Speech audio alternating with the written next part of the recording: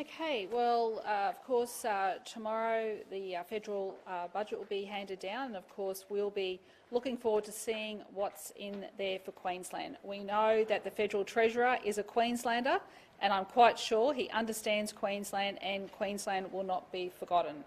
So we'll be looking forward to seeing what's in the budget tomorrow, and of course on the back of some welcome news today from the ComSec report that the Treasurer will now outline. Thanks. Treasurer? Thanks, Premier.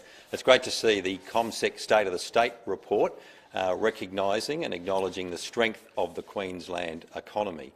It's particularly pleasing to see that we're leading the country when it comes to relative population growth and relative unemployment, meaning low unemployment in this state, and that we're continuing to deliver jobs at a time when people are looking to Queensland to move and to make a life. I think shows the confidence that exists in Queensland businesses and in Queensland workers. But of course, there's more work for us to do as we continue to recover from COVID-19.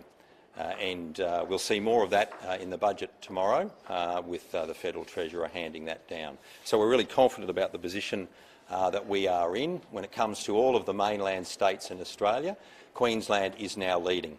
The report itself says the states were pretty much neck and neck, but now there is a clear ranking. And when it comes to that ranking, when it comes to the mainland states of Australia, Queensland is now on top. What does that mean?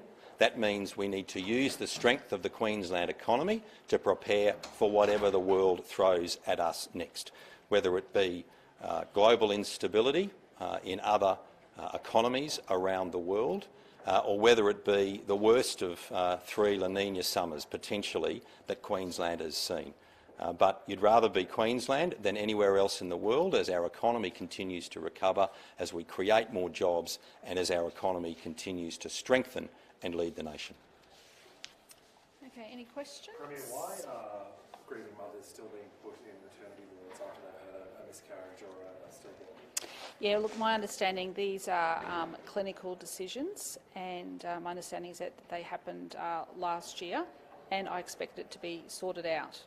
I think it's taken too long for this decision to be changed. The earlier excuse was because of COVID and overcrowding.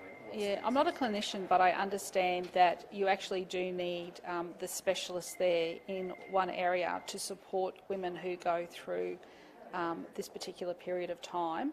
But of course, I absolutely agree that there should be some more areas for them. Premier, we're told 50-50 health funding will not be part of the federal budget tomorrow. How disappointed will you be, given how hard you campaigned for Scott Morrison to sign up to that, and Anthony Albanese as well? I still maintain that we do need 50-50 funding. I will always raise health funding on behalf of the people of this state. What we do need to see is we need an ability to have Queenslanders want better access and more access to GPs. This is a big issue. Health is always going to be a fundamental issue, and it's one that we will continue to raise with the federal government, along with my other counterparts in the other states and territories. Queensland Health says under the current law they're not able to permit, such as the UN inspectors, physical access to Queensland mental health inpatient units.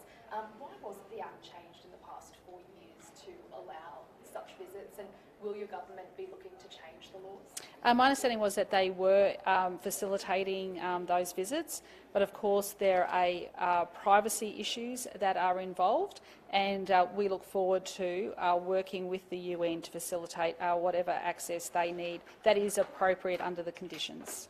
There were some questions raised over emergency alerts sent to Queenslanders over the weekend. How confident can we be that's going to be sorted ahead of the summer? Yes, my advice is that the alerts that were sent out from the Brisbane City Council were actually sent there as a low priority. Thankfully, the weather was not as severe as we anticipated, which is great news. I chaired 2 meetings over the weekend, one on Saturday morning and one on Sunday morning, keeping updated with updates from the Bureau. Thankfully, most of that system was actually offshore, and I've asked Minister Ryan to work closely with the councils, not just the Brisbane City Council, to make sure that we are well prepared and ready for the impending wet season. There was a mother in Logan Hospital in April who lost lost a child, and the original plan was to move her to a maternity ward, but then her sister, who was a midwife, said no, she needs to go to a separate ward. So it is still happening in some respects, even though These are, I understand that, but these are clinician, like the doctors are making these decisions. My understanding is that they are looking at making sure that there is a separate area for women who go through this traumatic experience, but because there could be complications after miscarriages and stillbirths, they do need the experts of those senior practitioners there in that particular ward. Treasurer, can we ask you a couple of questions on the Loom? The Loom posted some significant paper losses, and then there were warnings that their company may not be able to continue. What due diligence did the Queensland government do before handing over taxpayer money? I'm happy to get you those details. Sure. How much and when were those grants given to Loom? Well, we made it clear publicly that we were out supporting Queensland businesses, and we made that very clear. We do that as a government, but I'll get you those details if you want anything more specific. Can you reveal how much it has been? No, we made it. Obviously, we entered commercial agreements with a whole range of companies, and this was one of those many agreements that we made. So if there were warnings given, the Queensland government would have looked at those? I don't know the details that you're talking about. I'm not. In November 2021. Well, I'm not aware of that report, and I'm happy to get further details for you on that. Okay. Those decisions, again, are not made by me. They're made by highly qualified public servants, so they'll make that decision. Would there be an instance, potentially, if a grant was agreed to in, say, 2020, when one grant was given to a Loom, that regardless of the warnings, that the money would have to be given anyway? I can't answer that today, but I'm happy to have a look at the issues you've raised. As you know, Tim, very happy to provide you with whatever detail I can, and always happy to be give you as much information as I can. Treasurer, we obviously have the housing minister here on Thursday, federal housing minister. Yes. Are you expecting or hopeful of a significant... Yeah, well, that's obviously one of the critical issues facing Queensland. We've made a decision to put more money into housing in Queensland through the $1 billion boost to our housing investment fund, and that's something we'll be looking for in the budget tomorrow night.